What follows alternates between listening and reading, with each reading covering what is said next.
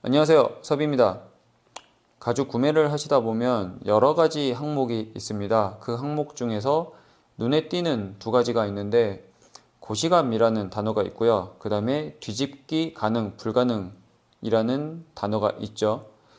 이 두 가지에 대해서 말씀드리기 전에 우선 고시감이라는 단어는 어느 누구도 정확히 정의를 내려놓은 게 없더라고요. 그래서 제가 알고 있는 내용 그리고 이것저것 찾아본 내용을 약간 종합적으로 해서 이야기를 해드리는 거고, 고시감이라는 단어가 이제 일본어의 잔재라는 말도 있어서 다른 단어로 제가 치환을 해서 이야기를 해보려고 했는데 마땅한 단어가 없더라고요.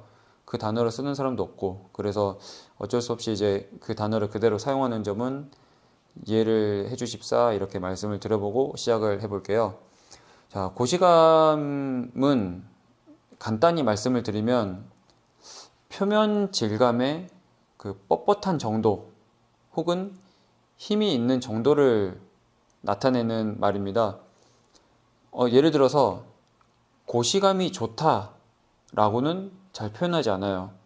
잘 못 들어보셨을 거예요. 그런데 고시감이 있다라는 말 혹은 고시감이 적당하다, 고시감이 부드럽다, 고시감 땡땡 뭐 세미하드 이런 식으로는 표현을 종종 합니다.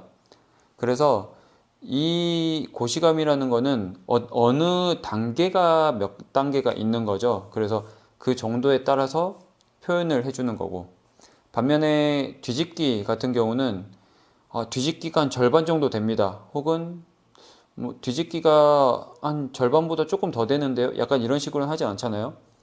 뒤집기가 가능하냐 불가능하냐 라는 식으로 표현을 할 수가 있습니다.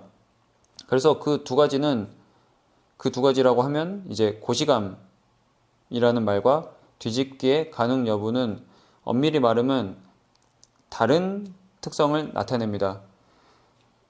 예를 들어서 제가 이렇게 샘플들을 가져왔는데, 자, 이 가죽은 뷰테로 가죽입니다.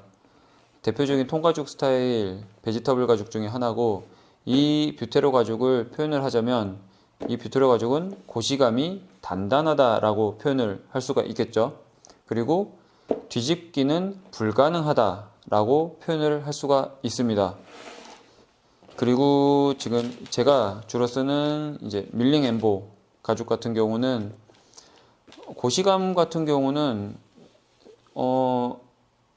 완전히 부드러운 건 아닌데 어느 정도는 힘이 있는 정도예요. 그래서 고시감이 어느 정도 있다라고 표현을 하는 거죠.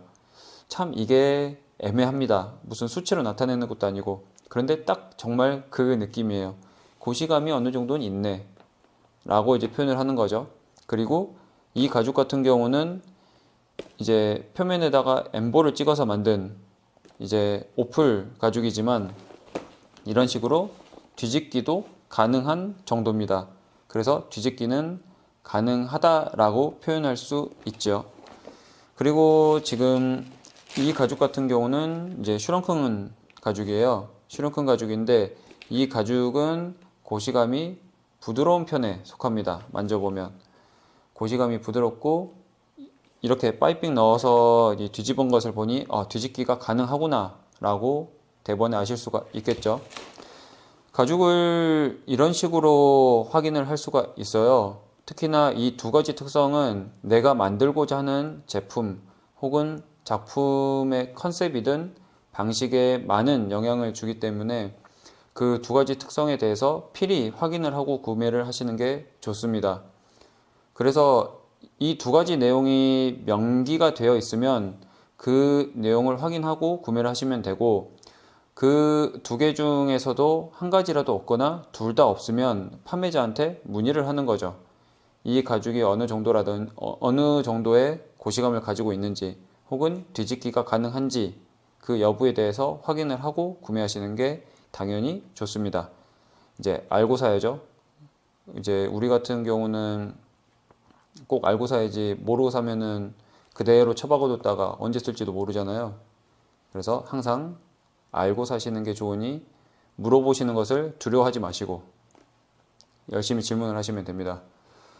고시감과 뒤집기 가능 여부에 대해서 혹시 뭐 추가적인 의견이 있다든지 이제 많은 분들이 공유를 할 만한 내용이 있으면 댓글 달아주시면 좋을 것 같고요. 네, 다음에는 다른 영상으로 찾아오겠습니다. 감사합니다.